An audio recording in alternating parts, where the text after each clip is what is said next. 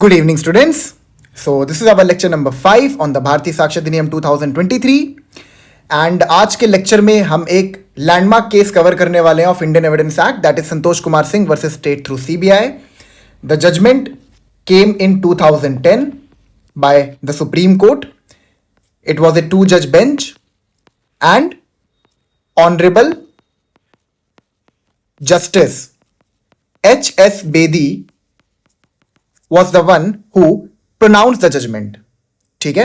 अब अगर आप मेरे लेक्चर को पहली बार देख रहे हैं तो मैं आपको बता दूं कि जो भी मैं ये लेक्चर्स बनाता हूं इनके नोट्स मैं पीडीएफ फॉर्मेट में टेलीग्राम ग्रुप पे अपलोड करता हूं. टेलीग्राम ग्रुप का लिंक आपको इस वीडियो के डिस्क्रिप्शन में मिल जाएगा. उस ग्रुप को ज्वाइन कर लीजिए. वहां पर जितने भी लेक्चर्स मैं बनाता हूं उन सबके नोट्स पैरेलली अपलोड करता हूं. ठीक है. तो अपने लेक्चर को शुरू करते हैं. अब मैं आपको एक बात बताता हूं. आज आपको कुछ नहीं करना है, आपको बैरेक्ट वगैरह को बिल्कुल रेफर नहीं करना है. आज आपको बस कहानी सुनना है. ये जो पर्टिकुलर केस हमारे पास है Santosh Kumar Singh versus state through CBI, इस केस से हम ये समझने का प्रयास करेंगे कि किसी पर्टिकुलर केस में relevant facts and fact in issue को हम लोग एसर्टेन कैसे करते हैं. बेसिकली रेलेवेंट फैक्ट्स कैसे निकालते हैं, रेलेवेंट फैक्ट्स की नेसेसिटी क्या है, ये हम इस पर्टिकुलर केस से समझेंगे. इसके फैक्ट्स को बहुत डिटेल में हमें समझना है. जो भी फैक्ट्स मैं आपको बताऊंगा उसको बहुत ध्यान से आप लोग सुनिएगा. ठीक है. और उसके बाद जब मैं रेलेवेंट फैक्ट्स आपको बताऊंगा तो आप अपने माइंड में भी जो भी इस पर्टिकुलर केस में आपको रेलेवेंट लगता है उसको आप लोग अपने माइंड में भी लाते रहिएगा. ठीक है. अब इससे पहले हम अपने केस के फैक्ट की तरफ आगे बढ़े, एक बार आपको मैं रिवाइज करवा देता हूं कि हमने अब तक क्या क्या पढ़ा है, because it is important for our lecture today. ठीक है. सबसे पहले लेक्चर में हमने भारतीय साक्ष्य अधिनियम के नेचर को समझा था और उसके इफेक्ट को समझा था. ठीक है. अब भारतीय साक्ष्य अधिनियम का नेचर क्या है एंड इसका इफेक्ट क्या है. इसका नेचर है that it is a procedural law. ठीक है. It is a procedural law और बीएसए की एप्लीकेशन कब शुरू होती है? ट्रायल के दौरान. नेक्स्ट, इसकी इफेक्ट क्या है? इसका इफेक्ट है that this particular law is prospective in nature. It is a lex fori and it is a prospective law. ठीक है. By virtue of section 170 clause 2 हमने ये भी समझा था कि जनरली जो प्रोसीजरल लॉ होते हैं उनका इफेक्ट रेट्रोस्पेक्टिव इन नेचर होता है. वो कैसे रेट्रोस्पेक्टिव होता है ये मैंने पहले और दूसरे लेक्चर में काफी हद तक समझाया आपको, तो आप उसको रेफर कर लेना. ठीक है. रेट्रोस्पेक्टिव इन नेचर होता है. देन उसके बाद हम लोग आगे बढ़े थे. हम ये समझने का प्रयास किए थे कि fact in issue and relevant fact क्या होता है. जब हम ये टॉपिक कर रहे थे तो हमने एक चीज समझा था कि by virtue of section 2 subsection 1 clause के any fact in isolation is not relevant.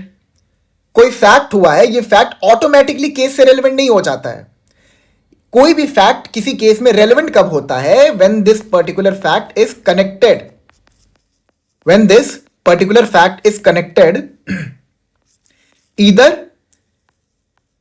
to a relevant fact or to a fact in issue. Is that clear?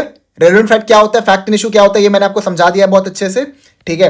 अब जब हम बात करते हैं फैक्ट इन इशू को प्रूफ करने की, ठीक है, जब हम बात करते हैं फैक्ट इन इशू को प्रूफ करने की तो हम इसको दो प्रकार से प्रूफ कर सकते हैं.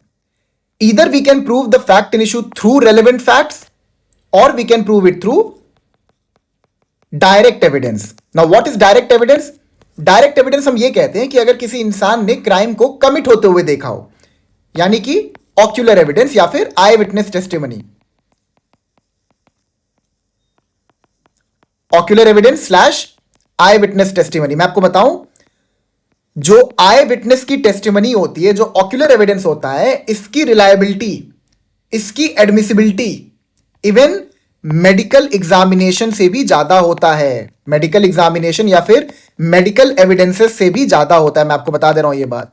क्यों ऐसा क्यों होता है कि मेडिकल एविडेंस से भी ज्यादा रिलाय हम आई विटनेस टेस्टिमनी पे करते हैं? क्योंकि जो मेडिकल एग्जामिनेशन के थ्रू जो हम एविडेंसेस कलेक्ट करते हैं ना, वो एकदम सर्टेन नहीं होता है. आप कभी ये नहीं देखोगे कि अगर किसी इंसान का पोस्टमार्टम हो रहा है और उसमें यह पता लगाने का प्रयास किया जा रहा है कि ये इंसान मरा कब था, तो आपको एकदम एग्जैक्ट टाइमिंग और डेट बता देंगे. नहीं, वो ऐसे बताते हैं that this person has died with in 24 to 36 hours. ठीक है, एग्जैक्ट आवर ऑफ डेथ को एसर्टेन कर पाना इम्पॉसिबल है। ठीक है, लेकिन बॉडी के जो इंटरनल ऑर्गन्स के जो फीचर्स होते हैं उससे आप ये पता लगा सकते हो कि वो इंसान किस टाइम पे मरा होगा, बट एग्जैक्ट कब मरा होगा ये नहीं पता रहेगा। अब एक कोई आई विटनेस टेस्टिमनी दे रहा है, मतलब कोई विटनेस है जिसने क्राइम को होते हुए देखा है, वो अगर टेस्टिमनी दे रहा है तो ऑब्वियसली उसको तो पूरी जानकारी होगी कि इस इंसान को कहां मारा गया था, कितने बजे मारा गया था। प्रॉबेबली वो हर एक सेकंड नहीं बता पाएगा, लेकिन एटलीस्ट वो एक एक एवरेज टाइम दे देगा कि 2 से 3 बजे के बीच में इसका मर्डर हुआ था और इस पर्टिकुलर इंसान ने इसका मर्डर किया था। तो ये ध्यान रखना कि आई विटनेस टेस्टिमनी जो होती है उसकी रिलायबिलिटी मेडिकल एविडेंसेस से भी ज्यादा होती है। Is that clear? बट क्या आई विटनेस टेस्टिमनी के बेसिस पर ही किसी इंसान को कन्विक्ट किया जा सकता है? The answer is no. आपको उसके बाद भी जो सर्कमस्टेंशियल एविडेंस की चेन होती है उसको कंप्लीट करना पड़ता है। Is that clear? तो हमने क्या क्या समझा था? सेक्शन 21K के वर्च्यूज हमने ये समझा था कि कोई भी फैक्ट इन आइसोलेशन रेलेवेंट नहीं होता until it gets connected to a relevant fact और फैक्ट इन इशू। ठीक है, फिर हमने ये समझा था कि facts are of two type. ठीक है, facts can either be mental, that is anything which is inside the conscious brain of a person, conscious mind of a person. क्या सब कॉन्शियस माइंड में किसी इंसान के क्या चल रहा है? Is it a fact? The answer is no. The other one is physical fact. हमने बहुत अच्छे समझा था कि fact can only be classified into two. Now what is physical fact? Anything which can be perceived through the senses. ठीक है, अब physical fact में हमने ये सब भी पढ़ा था कि थिंग्स, स्टेट ऑफ थिंग्स और रिलेशन ऑफ थिंग्स क्या होता है, उसको दोबारा रिपीट नहीं करते हैं। तो ये सारी चीजें आप लोग ध्यान रखिएगा जब हम लोग अब इस पर्टिकुलर केस के फैक्ट्स को कवर करेंगे। Is that clear? ठीक है, okay, let's start the facts of the case, that is Santosh Kumar Singh versus state through CBI.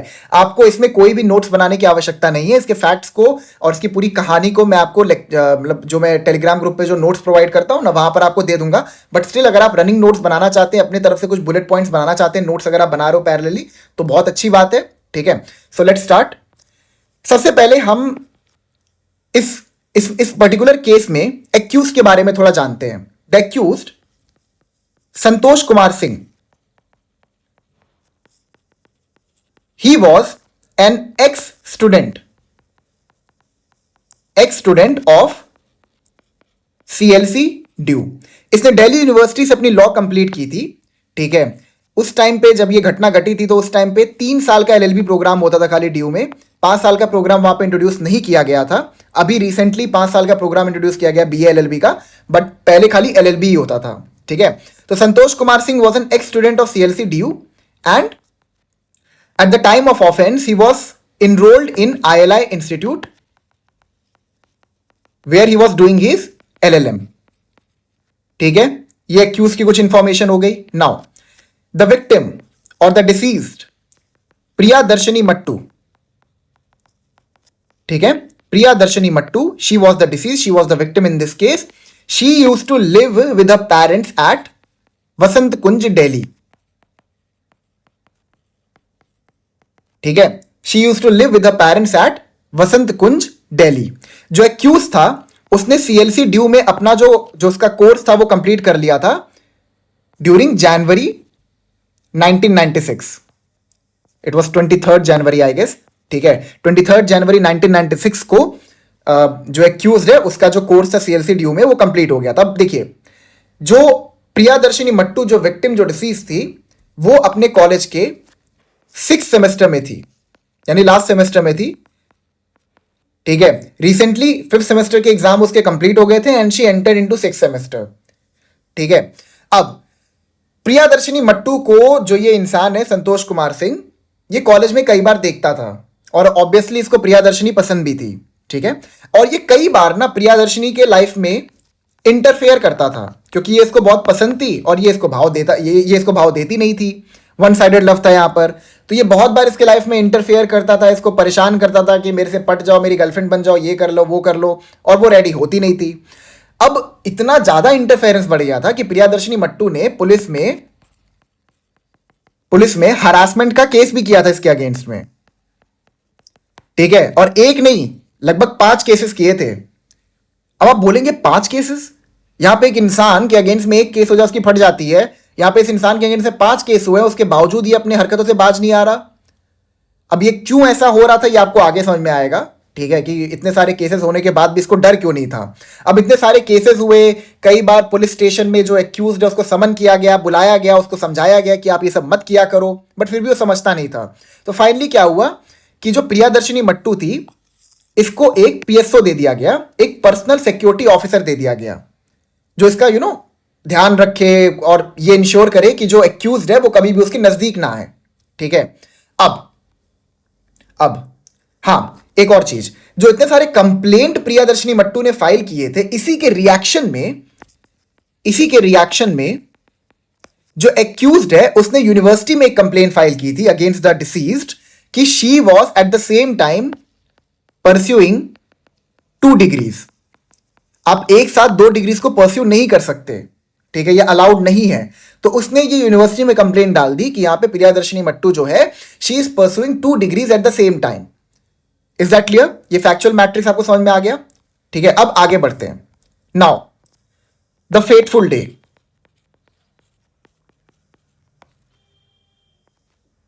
ठीक है, on 23rd January 1996 this was the fateful day, ठीक है, मतलब जिस दिन ये क्राइम कमिट हुआ।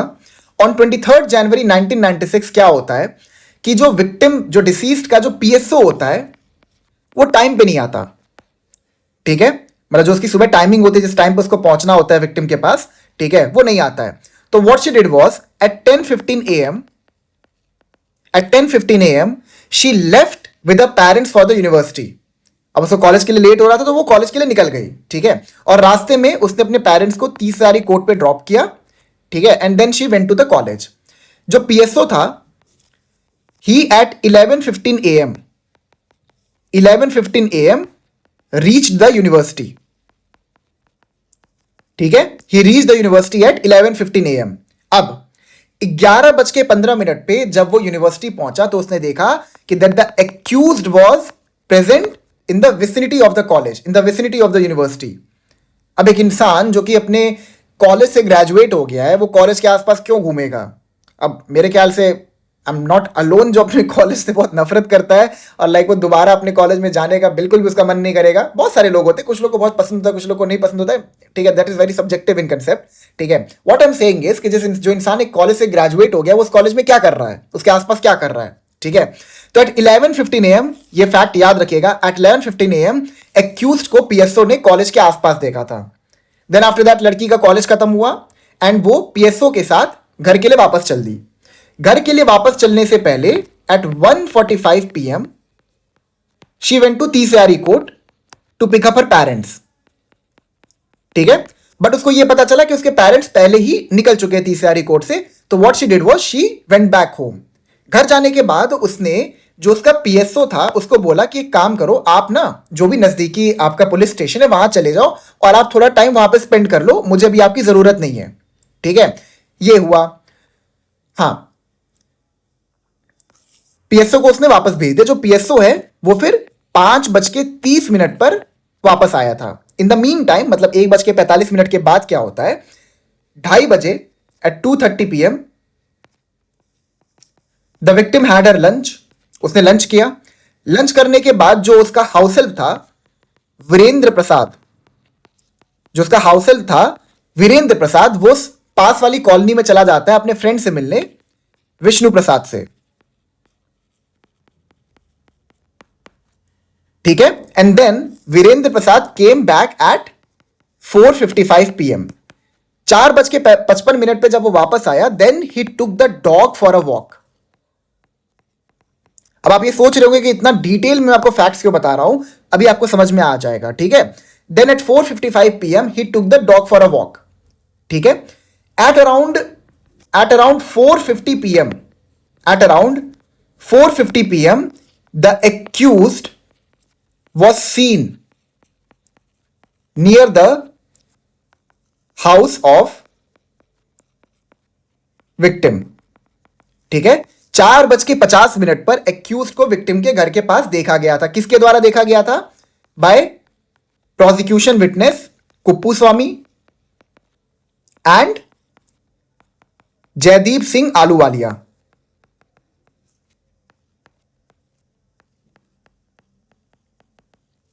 ठीक है। अलॉन्ग विद देम जो वहां का सिक्योरिटी सुपरवाइजर था, ठीक है, जो वहां का सिक्योरिटी सुपरवाइजर था, एसएस लिख दे रहा, उसने भी 5:30 पर एक्यूज्ड को विक्टिम के घर के पास देखा था। एक्चुअली उसने विक्टिम को उसके घर से निकलते हुए देखा था, ठीक है।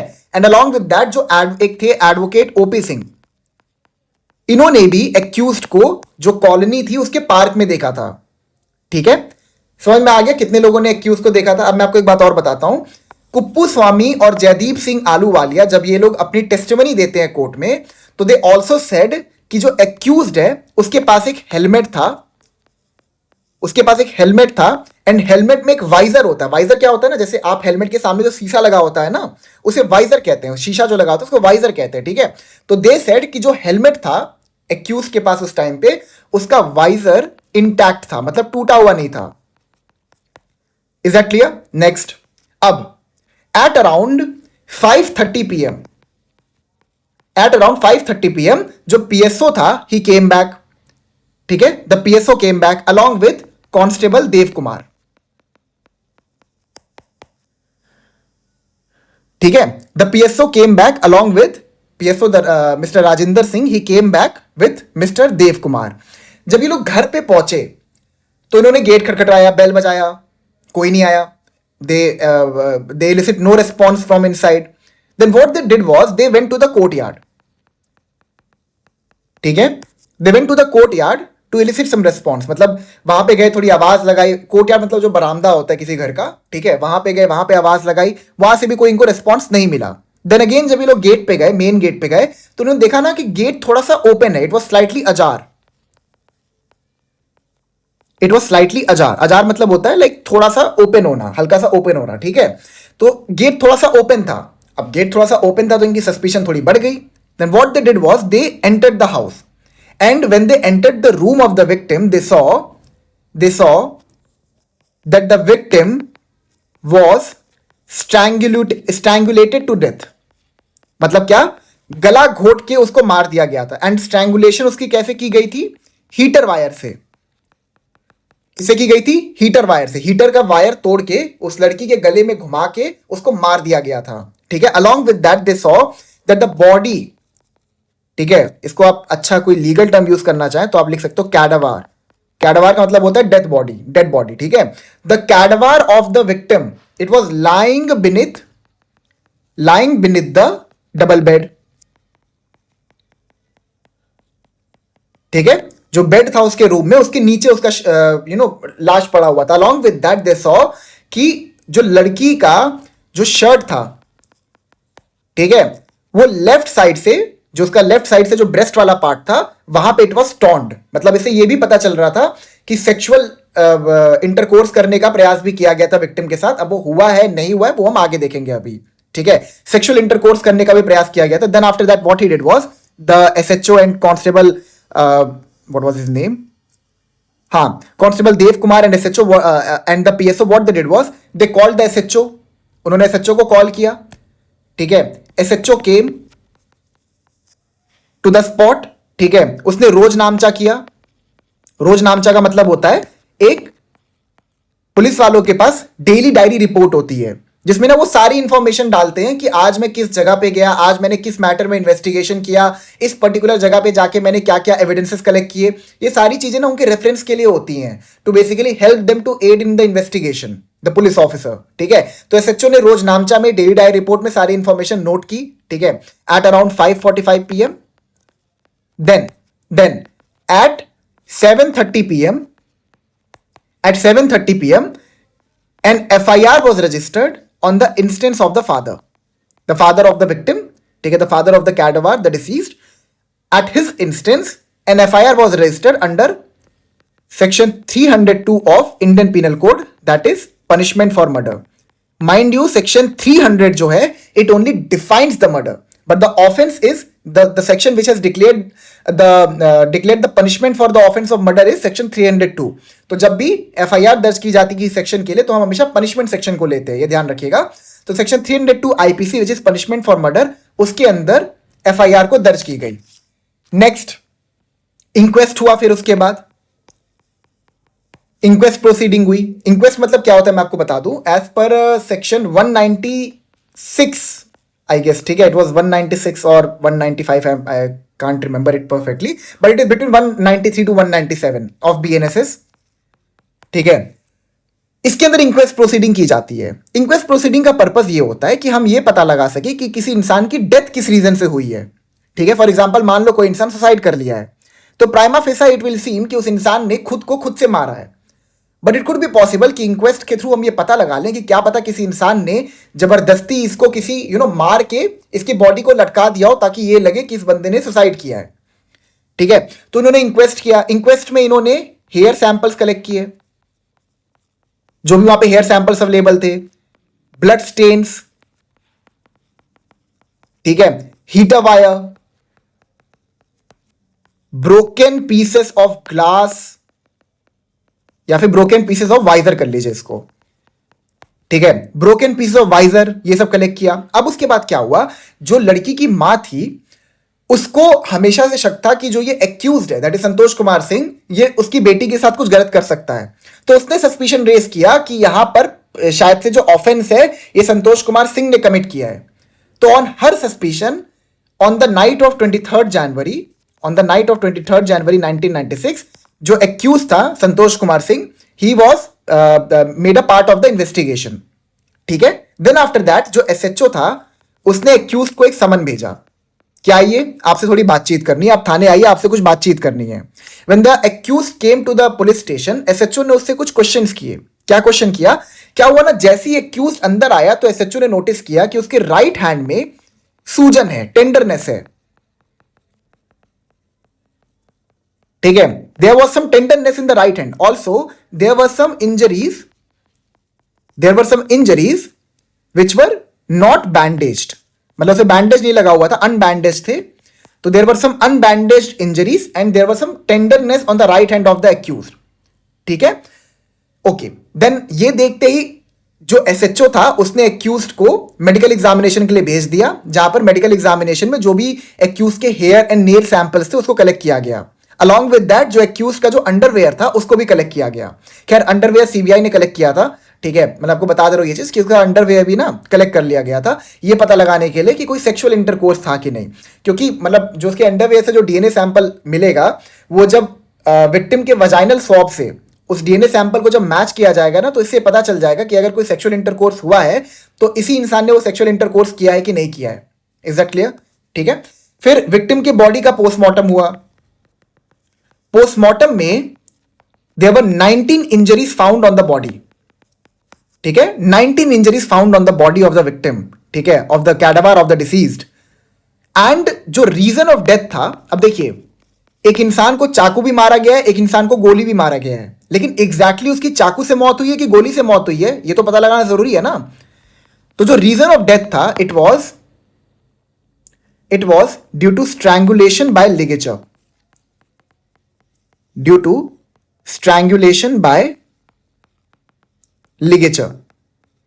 दैट इज लिगेचर मतलब यहां पर यह है कि जब आप गले में कोई घुमावदार चीज को, कोई रस्सी को जब गले में आप डाल के उसको बहुत टाइट से बांध देते हो, बहुत टाइट से बांध देते हो, और जिससे क्या होता है कि जो एयर जो जाता है गले से, ठीक है, जब उसका और ब्रेन का कनेक्शन टूट जाता है तो इससे किसी इंसान की डेथ हो सकती है। इसी को हम कहते हैं स्ट्रैंगुलेशन बाय लिगेचर, ठीक है। और यह भी कंक्लूड किया गया मेडिकल एग्जामिनेशन में कि ऑर्डिनरी कोर्स ऑफ नेचर में किसी भी इंसान की डेथ हो सकती है।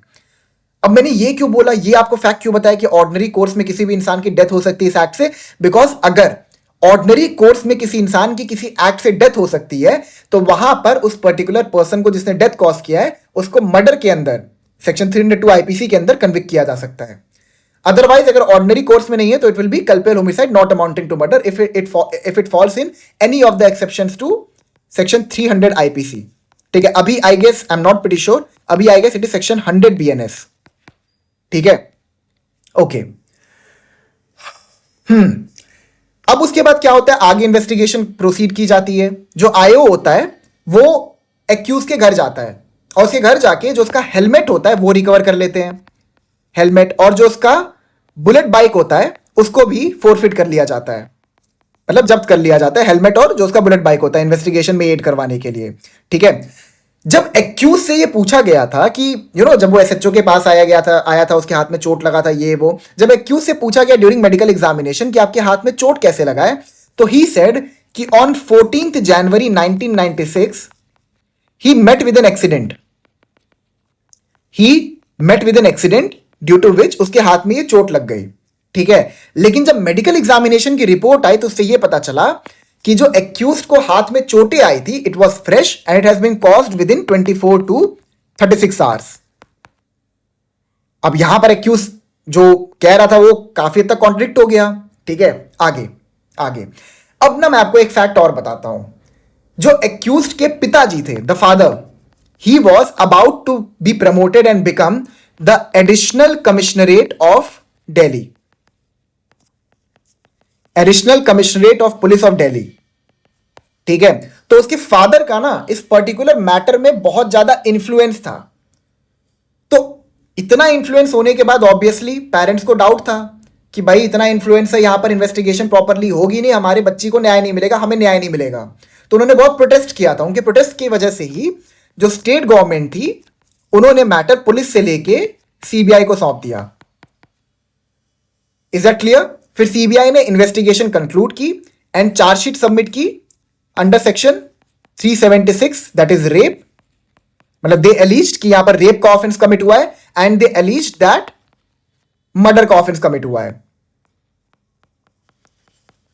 ठीक है। अगेन मैं बता रहा, 375 रेप को डिफाइन करता है, 376 रेप की पनिशमेंट बताता है, 300 मर्डर को डिफाइन करता है, 302 उसकी पनिशमेंट बताता है। तो जब भी चार्जशीट फाइल की जाती है वो हमेशा ही पनिशमेंट वाले सेक्शन में की जाती है।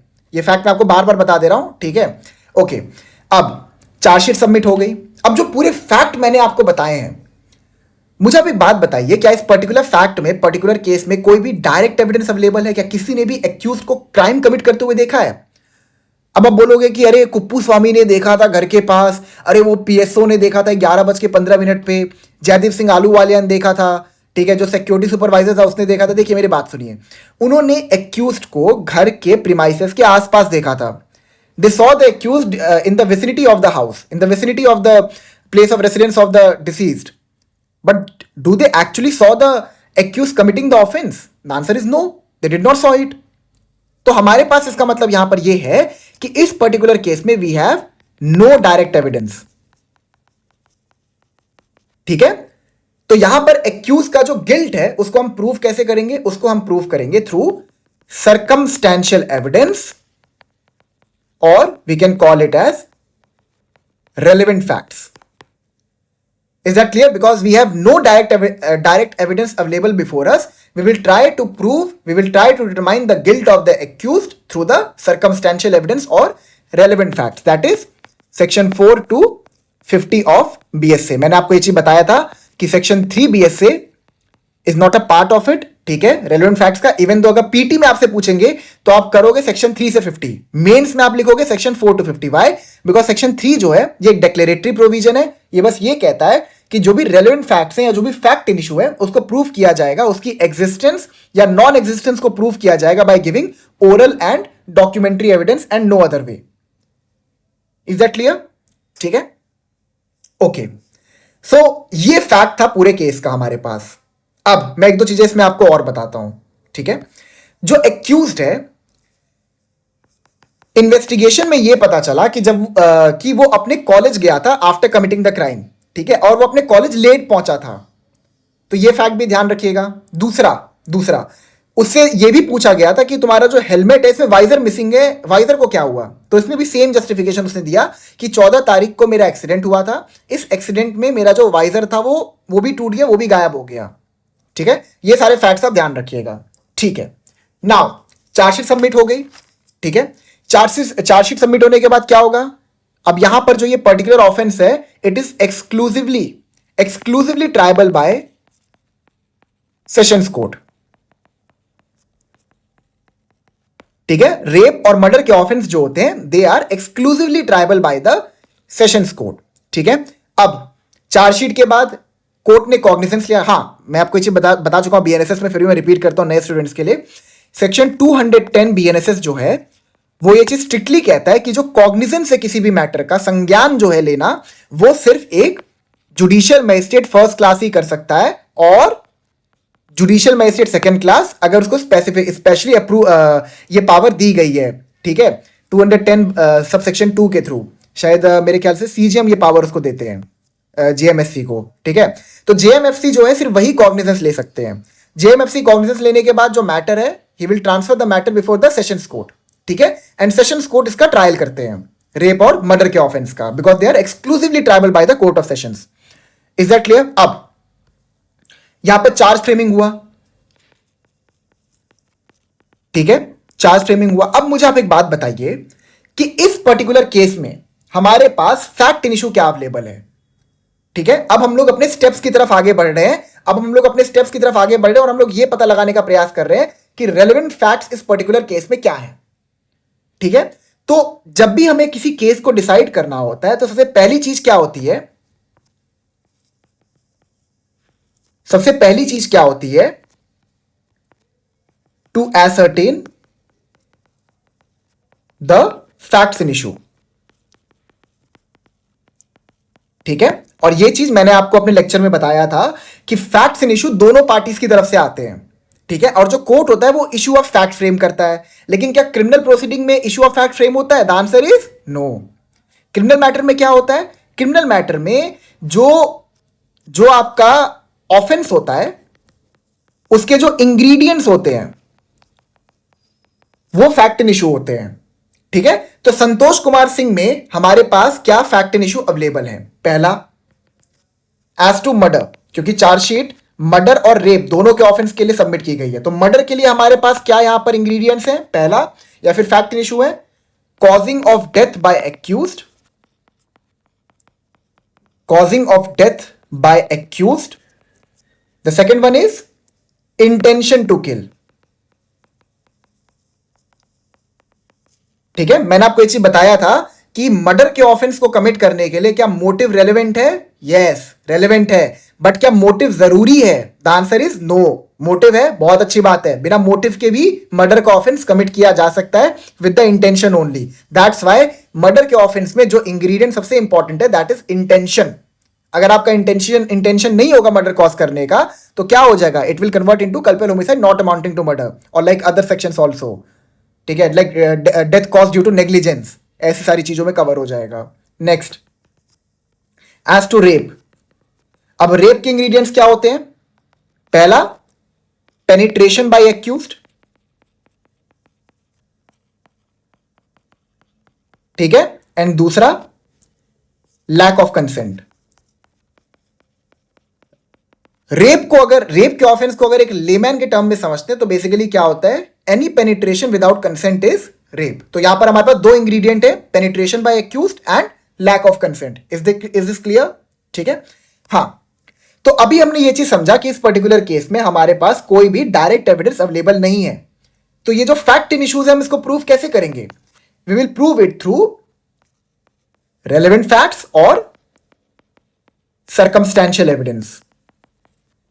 आई होप आपको चीजें समझ में आ रही होंगी, ठीक है। इस पर्टिकुलर केस को समझाने का पर्पस ये है कि आप फैक्ट इन इशू को अच्छे से समझ सके एंड आप ये समझ सके कि रेलेवेंट फैक्ट्स को हम कैसे एसर्टेन करते ताकि हम लोग आगे बढ़ सके इसके ऊपर, ठीक है।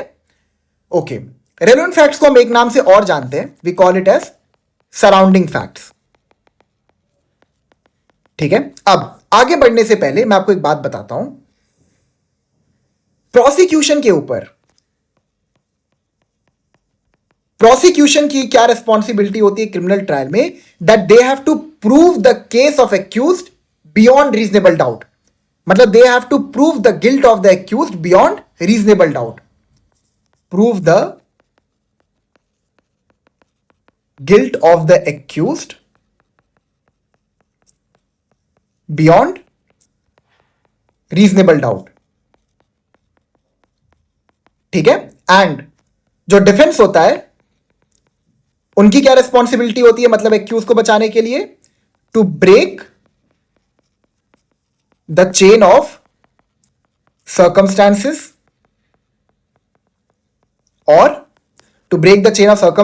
और प्रीपॉन्डरेंस ऑफ प्रोबेबिलिटी, ठीक है।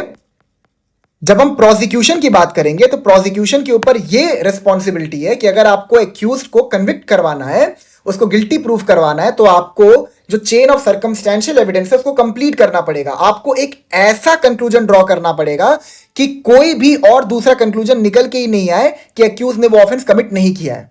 आपको ये कंक्लूजन निकलवाना पड़ेगा कि एक्यूज ने ही वो पर्टिकुलर ऑफेंस कमिट किया। प्रीपोंडेरेंस ऑफ प्रोबेबिलिटी यहां पर ये है, अगर एक्यूज सर्कमस्टेंशियल एविडेंस की चेन को ब्रेक कर देता है तो वहां पर ये चीज प्रूव हो जाएगा कि एक्यूज ने वो पर्टिकुलर ऑफेंस कमिट नहीं किया है। जैसे मैं आपको एक बात बताऊं, ठीक है, जब हम सेशंस ट्रायल की बात करते हैं तो सेशंस ट्रायल एकमात्र ऐसा ट्रायल होता है जिसमें bye virtue of section 255 BNSS जब प्रोसिक्यूशन एविडेंस की स्टेज कंप्लीट होती है तो उसके तुरंत बाद ही अगर कोर्ट सेटिस्फाइड नहीं है, कोर्ट अगर सेटिस्फाइड नहीं है कि एक्यूज का गिल्ट प्रूव हो रहा है, तो वो डायरेक्टली एक्यूज को by virtue of 255 BNSS accuse को एक्विट कर सकते हैं।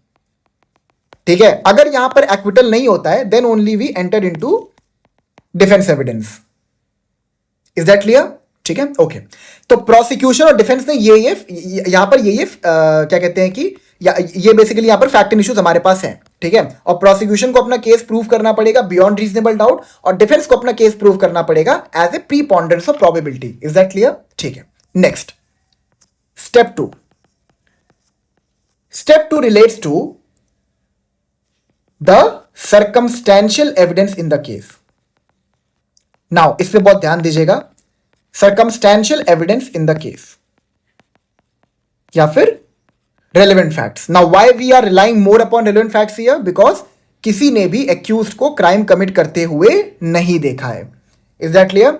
ओके, तो पहला सर्कमस्टेंशियल एविडेंस हमारे पास क्या है?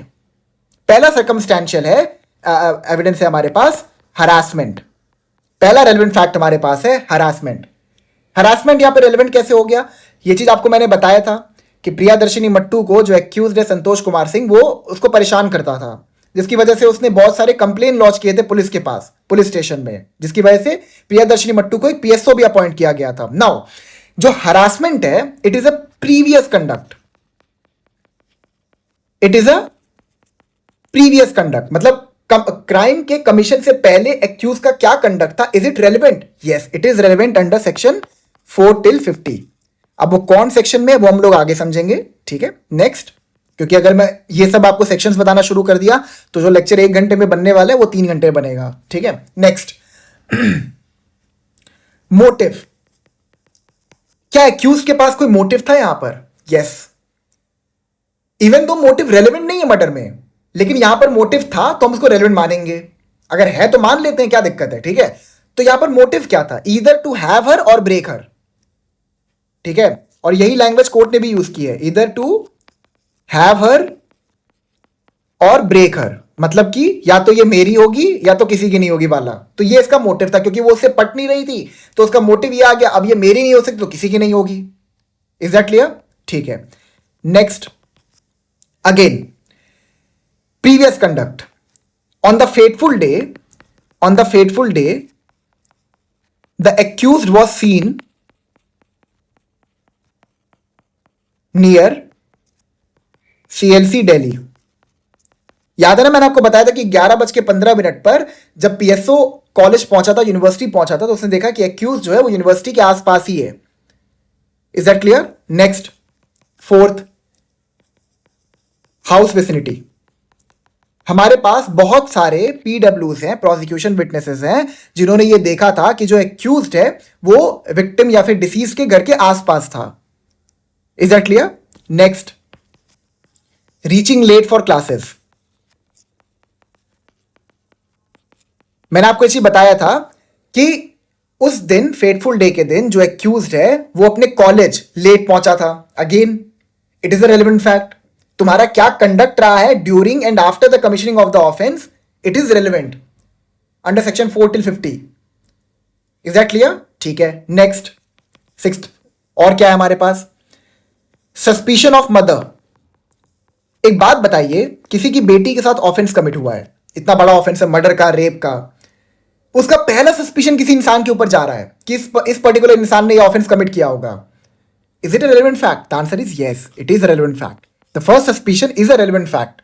ठीक है, okay, next, injury in hand, जब एसएचओ ने ये पूछा था कि तुम्हारे हाथ में चोट कैसे लगी है, तो what did he said that I met with an accident on 14 January 1996।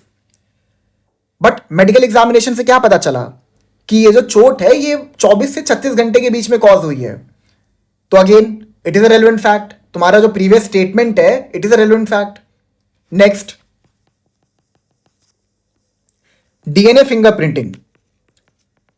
ठीक है, जो एक्यूज्ड है उसके फिंगरप्रिंट्स पाए गए थे विक्टिम के घर से, उसके रूम से, उसके बॉडी से। तो is it a relevant fact? Yes, medical examination, medical evidence is a relevant fact in a criminal case. Next, broken visor. Broken visor, उससे जब पूछा गया वाइजर कैसे टूटा है तो क्या बोलता है 14 जनवरी को एक्सीडेंट हुआ था, उसी में टूट गया।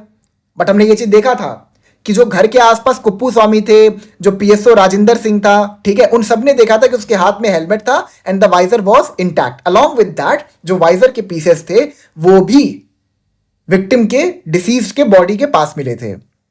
ठीक है, okay. Next, false defence of fracture. ठीक है, मतलब बेसिकली उसका जो हाथ था ना उसमें फ्रैक्चर हो गया था, जो राइट हैंड में जो आपको पता टेंडरनेस वाला है। जब मेडिकल एग्जामिनेशन में गए तो वहां पर उसका ना हाथ में फ्रैक्चर था, तो again he gave a false defence कि मेरा जो हाथ है ना वो 14 जनवरी के एक्सीडेंट से ही टूट गया था। ठीक है, next,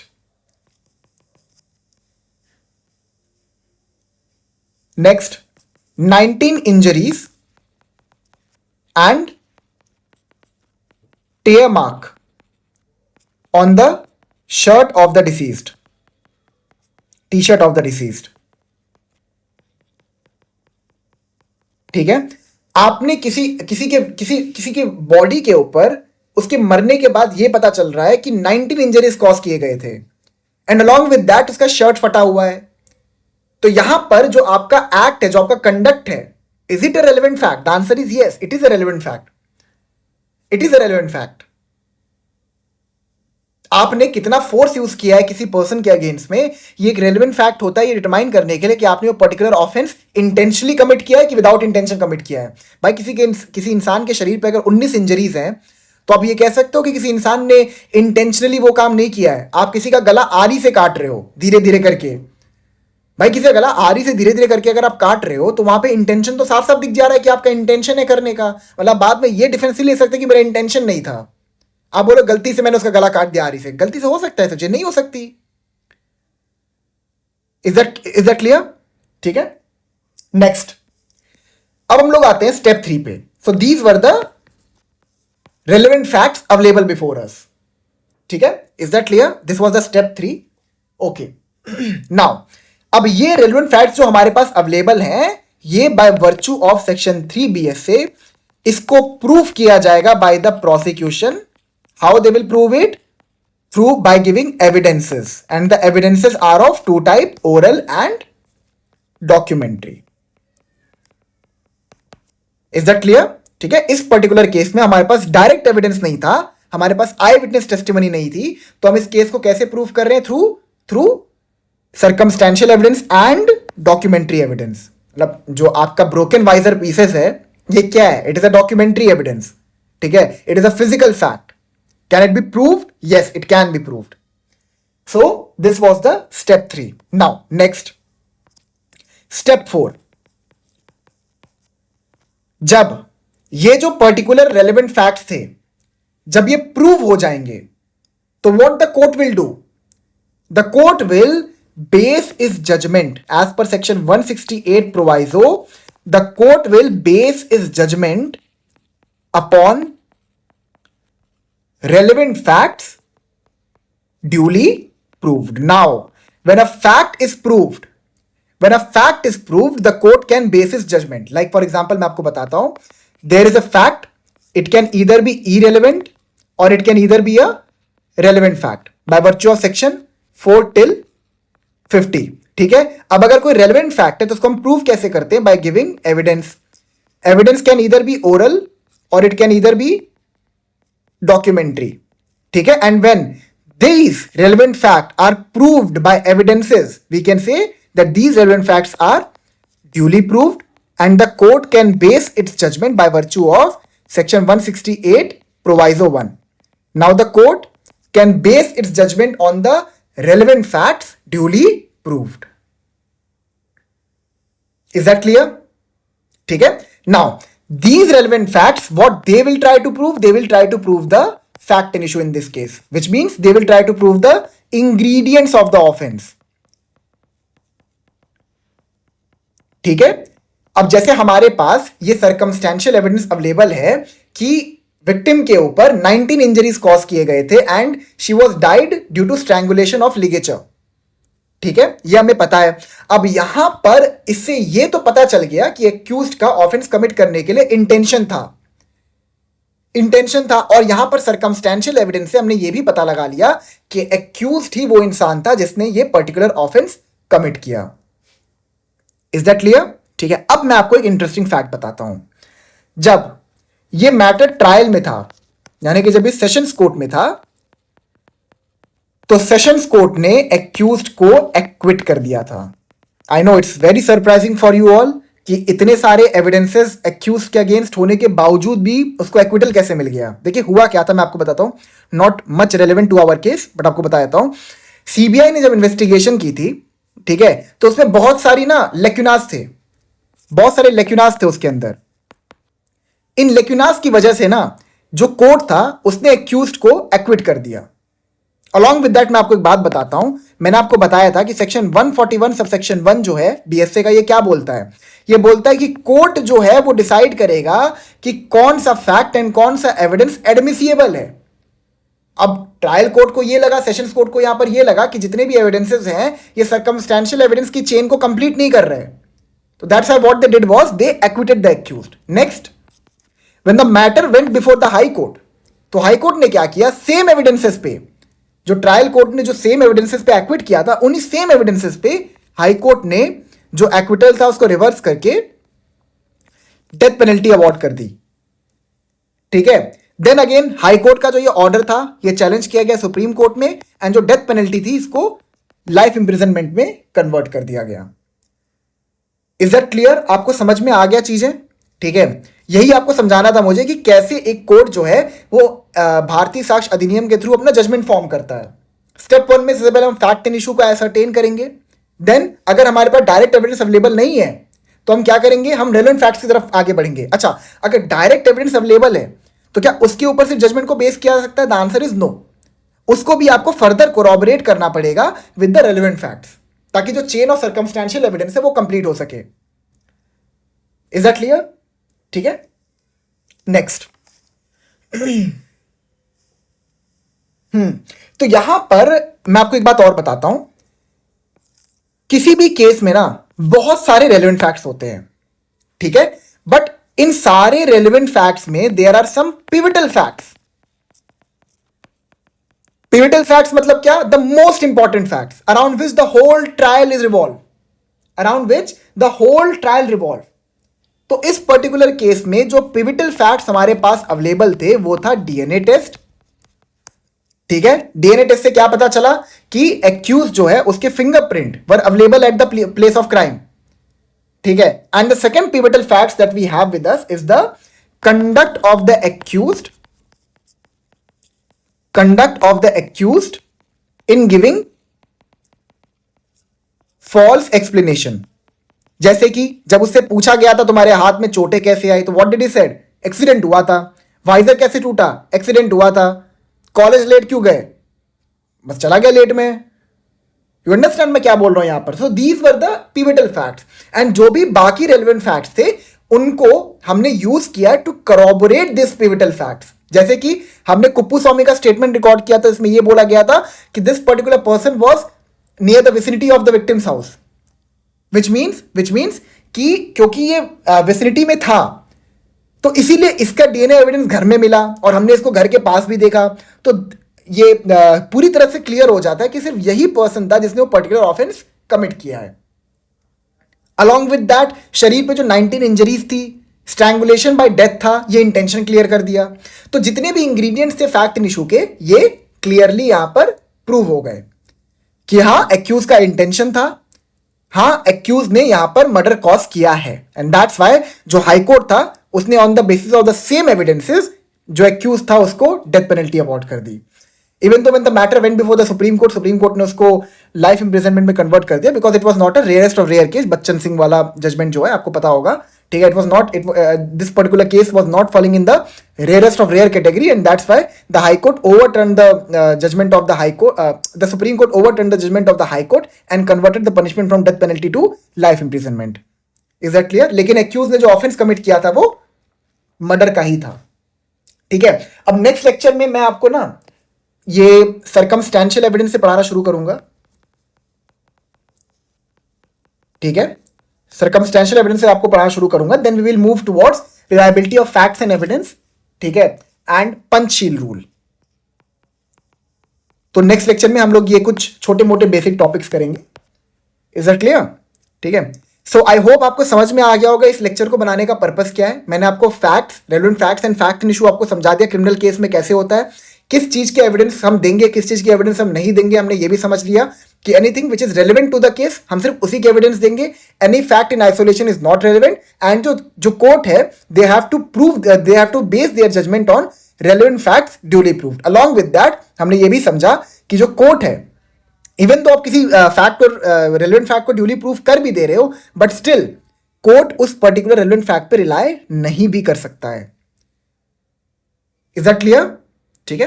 so thank you so much, I will meet you in the next lecture. इसके नोट्स आपको मिल जाएंगे टेलीग्राम ग्रुप पर, जल्दी मिल जाएंगे, ठीक है।